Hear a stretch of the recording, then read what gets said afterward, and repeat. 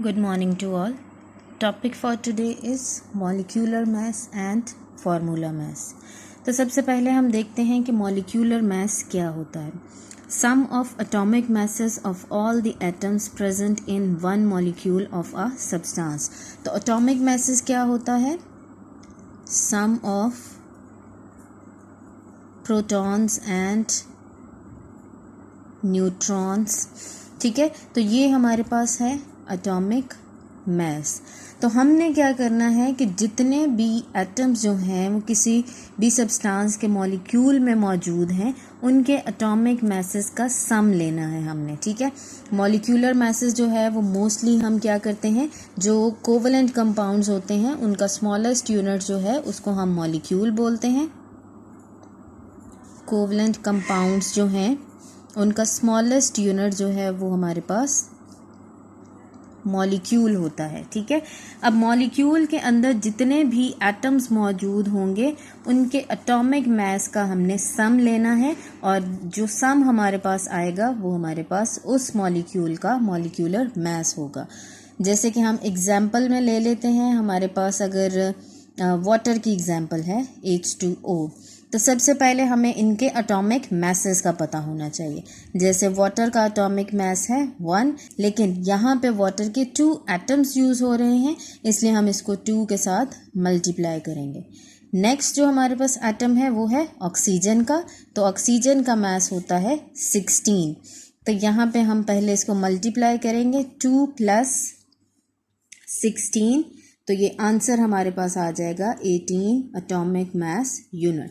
तो इस तरह से हमने एक मॉलिक्यूल था उसका हमने मास फाइंड आउट किया सिंपली उसके एटॉमिक मासेस को ऐड करके. सेकेंड एग्जांपल देख लेते हैं. जैसे कार्बन डाइऑक्साइड है, कार्बन का मास होता है 12, ऑक्सीजन का मास है 16, तो 2 एटम्स हैं तो हम इसको मल्टीप्लाई करेंगे 2 के साथ, तो ये आ जाएगा 12 + 32 और जब हम इसको ऐड करेंगे तो हमारे पास आंसर आ जाएगा 14 AMU. इसके अलावा हम देख लेते हैं कोई और एग्जांपल. जैसे कि हमारे पास आ जाता है नाइट्रिक एसिड. तो हाइड्रोजन का मास होता है 1, नाइट्रोजन का मास है 14, ऑक्सीजन का मास है 16, 3 एटम्स हैं तो हम इसको 3 के साथ मल्टीप्लाई करेंगे 1 + 14 + 48, तो इसका आंसर जो है वो हमारे पास आ जाता है 16 AMU. तो इस तरह से सिंपली हमने क्या किया कि जितने भी एटम्स मौजूद हैं किसी मॉलिक्यूल के अंदर उसका हमने एटॉमिक मास जो है जब उसको ऐड किया तो उससे जो आंसर आया हमने उस मॉलिक्यूल का मॉलिक्यूलर मास फाइंड आउट कर लिया. जब बात आती है फार्मूला मास की तो यहाँ पे हम बात करते हैं आयनिक कंपाउंड्स की. तो sum of atomic masses of all the atoms present in one formula unit of a substance, इसकी डेफिनेशन है. तो इसमें सबसे जो स्मॉलेस्ट पार्टिकल होता है वो होता है फार्मूला यूनिट. तो हम बात कर रहे हैं आयनिक कंपाउंड्स की. ठीक है, उसमें स्मॉलेस्ट यूनिट जो है वो हमारे पास फार्मूला यूनिट होता है.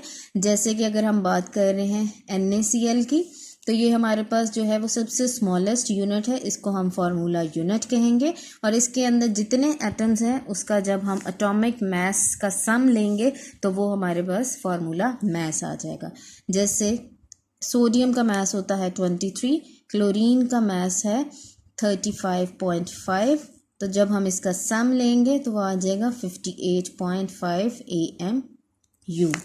इसी तरह से अगर हम ले रहे हैं पोटाशियम सल्फेट, ये हमारे पास एक आयनिक कंपाउंड है और उसका सिंपलेस्ट जो है वो एक फार्मूला यूनिट है.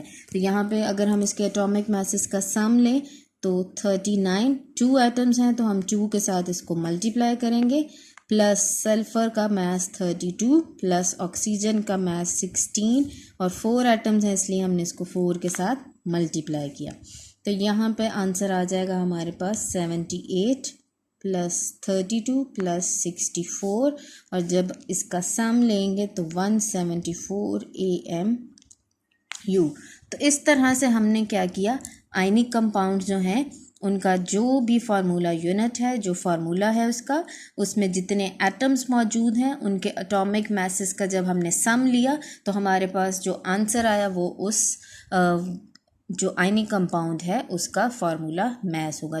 तो ये था हमारा आज का टॉपिक जिसमें हमने मॉलिक्यूलर मास और फार्मूला मास में डिफरेंस देखा है।